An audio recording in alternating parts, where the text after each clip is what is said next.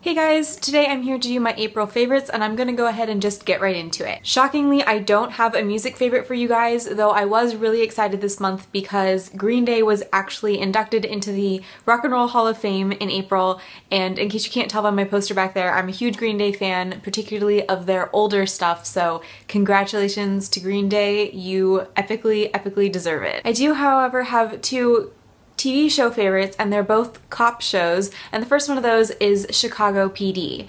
Chicago PD is an NBC show, and it was created by Dick Wolf, who's the same guy that did all of the Law & Order shows, and it actually exists in the same universe as NBC's Law & Order SVU and Chicago Fire. What I really like about Chicago PD is that it's one of the grittier cop shows out there on general network television, and they do a fantastic job of making you really care and connect with each character, even though they have an ever-expanding ensemble cast. The next cop show I've been really enjoying is Blue Bloods, and this is a CBS show about a multi-generational family of New York City cops. This show is also very character-driven, and I think that's just something I generally gravitate towards in television shows that I enjoy, but I also like that it gives you kind of a very full, multi-dimensional look at the criminal justice system. You get to see New York City crime from the perspective of a beat cop, a detective, the police commissioner, and an assistant district attorney. So I think it's just very well-rounded, and the plot lines are always very interesting. And most exciting in my book is that somebody decided to put the first 4 seasons on Netflix, so obviously I've been enjoying that.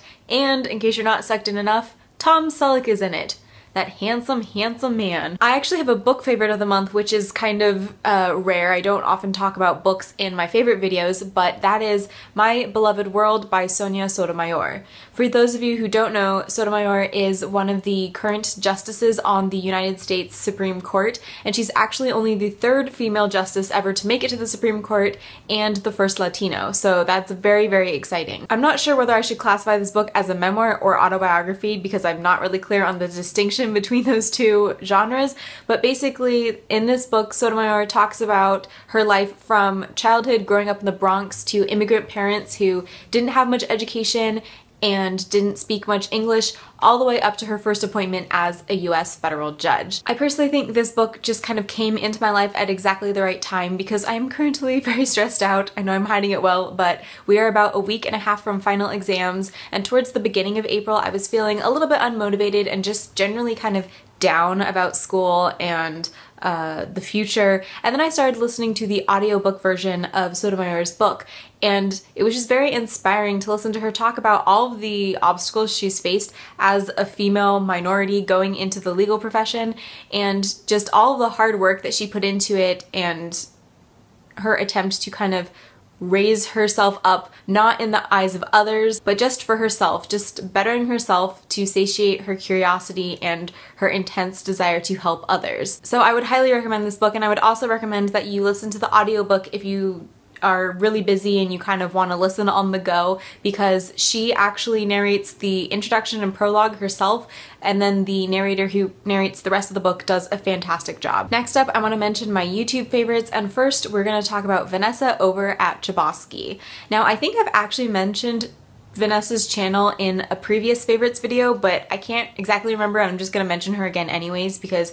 I really do enjoy her channel. She reads a fairly wide variety of books, everything from nonfiction to graphic novels and short story collections and poetry and pretty much everything in between. The only thing she doesn't really talk about is YA, but this is BookTube, and there are a million other people that you can watch for YA recommendations. Vanessa also has this really genuine quality that comes across in her videos, and I will listen to her talk about pretty much whatever she wants to talk about just because I feel like we're getting her 110% genuine opinion. And my second YouTube favorite from the month of April is Mercedes over at Mercy's Bookish Musings. This is a channel that I've heard recommended by most of the booktubers that I watch whose opinions I trust and whose taste is kind of similar to mine, and I really can't believe I haven't been watching her before April. Mercedes just has this really mesmerizing way of talking about books that makes me want to go out and buy and read every book she has ever talked about.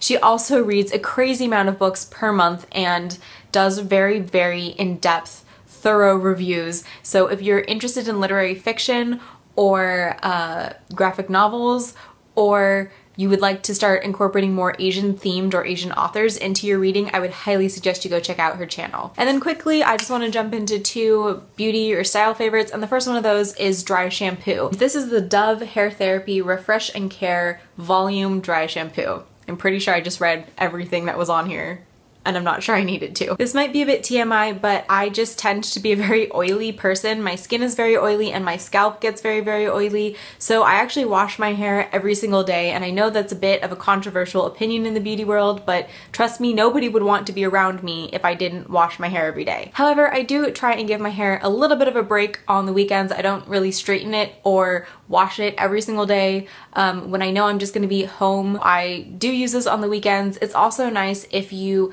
go work out in the morning and then you just kind of want to freshen up, but you're not sweaty enough that you need to wash your hair. I think this works really well, and obviously I have very dark hair, and this stuff does not leave any kind of white residue or powder or anything. And lastly, I just want to quickly mention these shorts from American Rag that I got at Macy's a couple of weeks ago. I've already worn them multiple times, and I really like this. Let me see if I can get that. This like lacy pattern or texture to it. So I like these shorts for a couple of reasons. First of all, they are way nicer looking than jean shorts, but they're also casual enough that I've worn them to class and I don't feel weird at all. Also, I like that they're longer in the back, or they're not long, but they're long enough that they cover my butt, because as I've expressed before on the channel, I'm not a fan of cheeky shorts.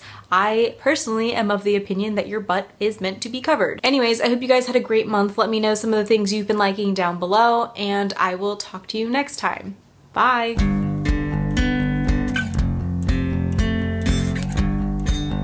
There's like a motorcycle going up and down my street.